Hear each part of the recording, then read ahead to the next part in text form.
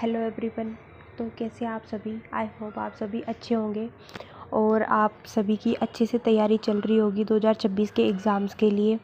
तो मैं आपसे, आप देखो मेरे फ्रेंड्स ही हो, तो मैं आपको अपनी से एक बात बताती हूँ कि आप सभी के ऊपर भी अपने मम्मी पापा का भी प्रेशर होगा और आसपास के लोगों का भी प्रेशर होगा कि ये अभी तक जॉब क्यों नहीं लगी है, ये क्या कर रही है या क्या कर रहा है, इतना टाइम हो गया ये घर से दूर रहकर पढ़ाई कर रहे हैं, पढ़ाई कर भी रहे हैं कि टाइम पास कर रहे हैं।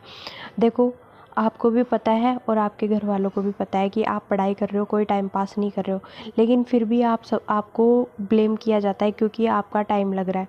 तो आप देखो, टाइम वेस्ट नहीं कर रहे हो, आप टाइम इन्वेस्ट कर रहे हो आप अपने ऊपर ही। तो कभी भी हमारी जो इन्वेस्टिंग है वो कभी भी खाली नहीं जाती है। तो आप बिना उनकी बातों को सुने और उनकी बातों को इग्नोर करके आप अपनी तैयारी को अच्छे से जारी रखो। देखो है ना, लोगों का काम है कहना, उनको उनकी बातें सुनेंगे तो हम कभी भी आगे नहीं बढ़ पाएंगे।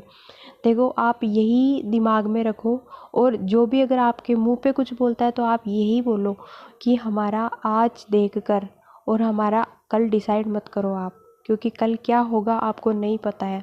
ठीक है, आप अपनी तैयारी करते रहो ये सारी चीज़ें देख के। और जैसे आप किसी एग्ज़ाम में फ़ेल भी हो जाते हो, देखो 1-2 एग्ज़ामों में फ़ेल होते ही है सब लोग। अगर हो भी जाते हो तो आप ये सोचो कि ज़रूर भगवान ने हमारे लिए इससे और अच्छा लिखा होगा, इसलिए हम फ़ेल हुए, है ना। और कभी भी देखो मैं 2023 से प्रिपरेशन कर रही थी अपनी, मैं भी फ़ेल हुई।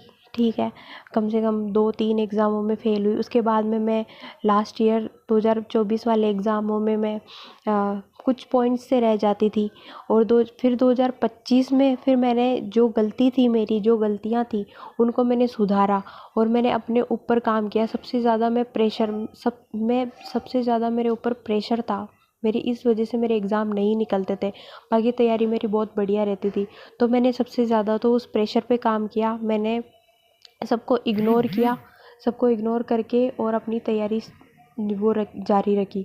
आपको किसी की बातें सुनने की ज़रूरत नहीं है, बस आप अपने तैयारी पे फोकस करो और अच्छे से पढ़ाई करो।